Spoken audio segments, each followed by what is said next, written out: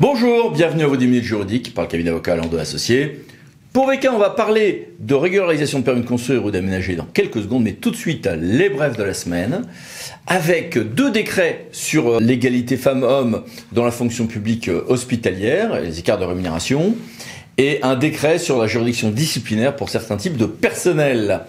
En matière de contrat, l'État de Montpellier nous rappelle que, bien évidemment, la pondération pour évaluer les tranches optionnelles doit être cohérente au poids de ces tranches. Logique, mais pas toujours respectée. Et la Cour de justice de l'Union européenne qui a rendu un arrêt intéressant sur les règles applicables aux opérateurs économiques des pays tiers, qui n'ont pas conclu un accord avec l'Union européenne, et qui pourtant candidatent à un marché public. Un peu moins rare que ce qu'on pourrait croire.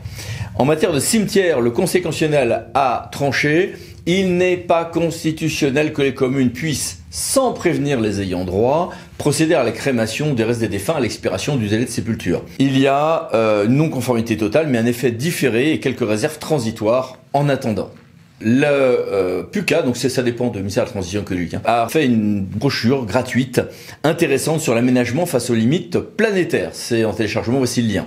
Et en matière d'aménagement toujours, mais de voirie cette fois-ci, non, la commune ne peut pas ouvrir toute seule, sans le consentement des propriétaires, un accès à une voie privée non ouverte à la circulation publique. Évidemment, si la voie privée était ouverte à la circulation publique, la règle serait différente. Quand on ne respecte pas une autorisation d'occupation temporaire du domaine public, il peut y avoir des sanctions, des résiliations, etc. Mais ne pas respecter cette AOT n'est pas en soi une contravention de grande voirie, nous dit le Conseil d'État, on pourrait s'y attendre. Arrêté logique du 23 octobre pour nous dire qu'il y a 5 € par tonne de majoration de TGAP pour les déchets en installation de stockage de déchets non dangereux en dépassement de l'objectif annuel de réduction. C'est la continuation logique d'une loi et c'est d'ailleurs le montant minimum qui pouvait être prévu.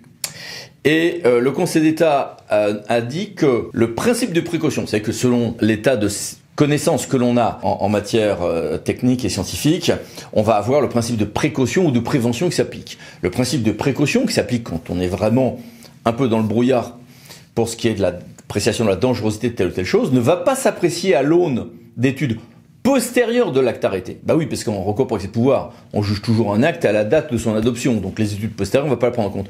Oui, mais ces études postérieures, bien évidemment, pourront fonder une demande d'abrogation pour l'avenir. Ouvrage construit sans autorisation en site Natura 2000. Pensons, le tribunal judiciaire de Saintes vient de nous le rappeler, que parfois, saisir le juge judiciaire peut être un outil efficace.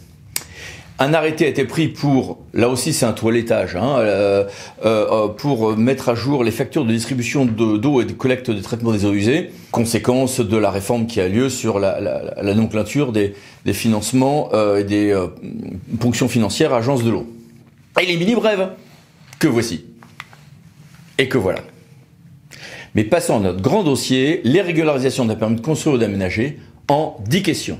Depuis un certain nombre d'années, les possibilités de régularisation de permis de construire ou d'aménager, y compris en cours d'instance donc, se sont multipliées et le mode d'emploi en la matière est devenu complexe, mais permet des jeux subtils au contentieux, avec quand même, in fine, pas mal de possibilités de régularisation, donc en cours d'instance par différentes voies.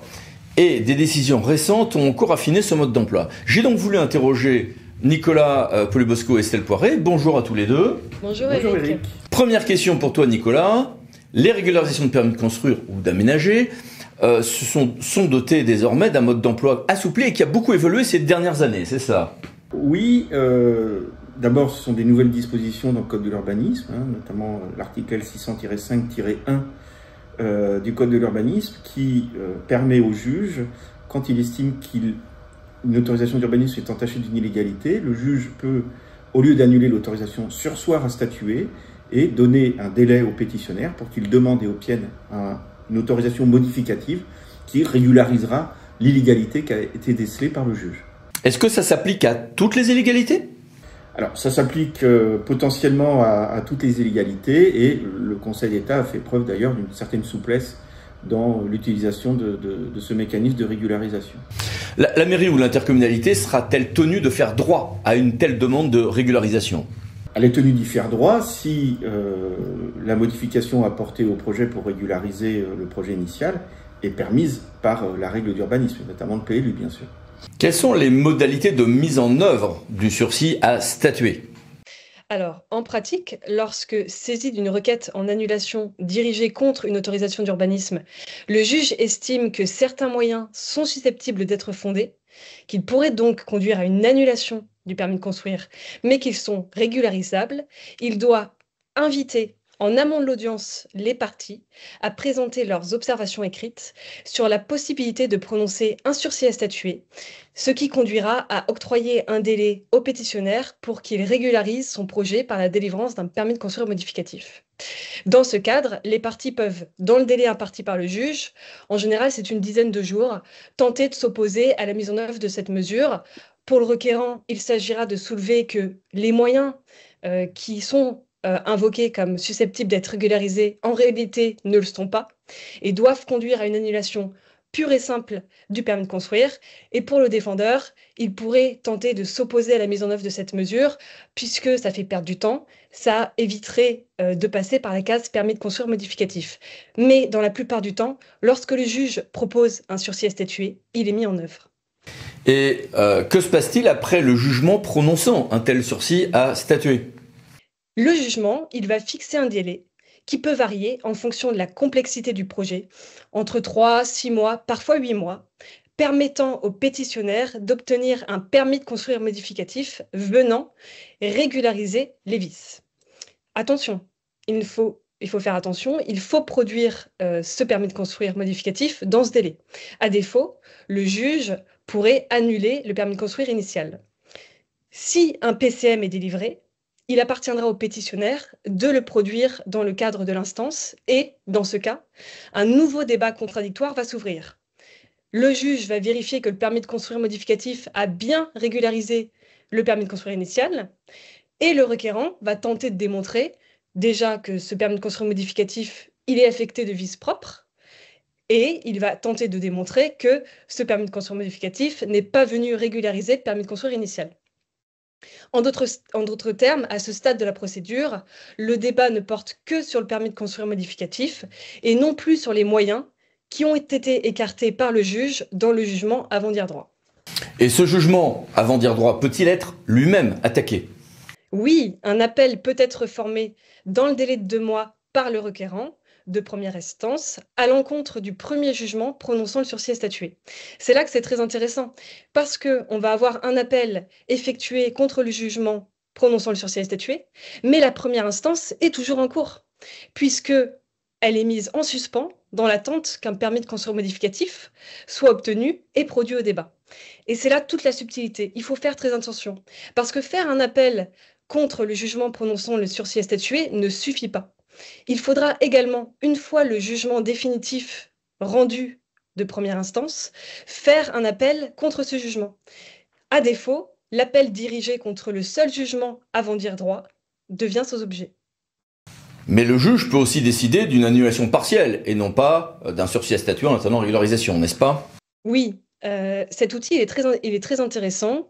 Cette possibilité, elle est prévue par l'article L600-5 du Code de l'urbanisme. L'annulation partielle, elle permet au juge de ne censurer qu'une partie de l'acte et non sa totalité. Ce pouvoir, il peut être exercé d'office par le juge, mais les parties peuvent également, au cours de l'instance, demander son application. Toutefois, 2 conditions doivent être remplies. Tout comme la procédure prévue par l'article L600-5-1 qu'on a évoqué plus haut, il faut d'une part que le vice soit régularisable, le vice affectant le permis de construire, et d'autre part, il faut que ce vice n'affecte qu'une partie du projet, de sorte que l'annulation partielle ne peut pas être prononcée si le vice affecte le projet en son entier. L'intérêt de cette procédure, elle est de préserver la partie valide de l'autorisation, tandis que la partie viciée doit quant à elle être régularisée. Dans ce cas, si aucun permis de construire modificatif n'est obtenu dans le délai fixé par le juge, une annulation partielle sera prononcée.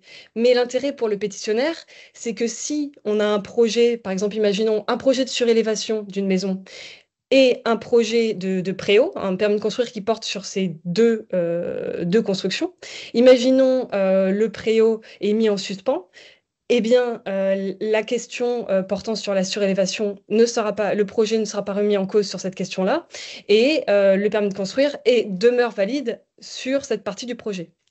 Le juge, Nicolas, vient d'affiner son mode d'emploi pour ce qui est du sursis à statuer, lorsqu'il y a ensuite une régularisation en réalité insuffisante, n'est-ce pas?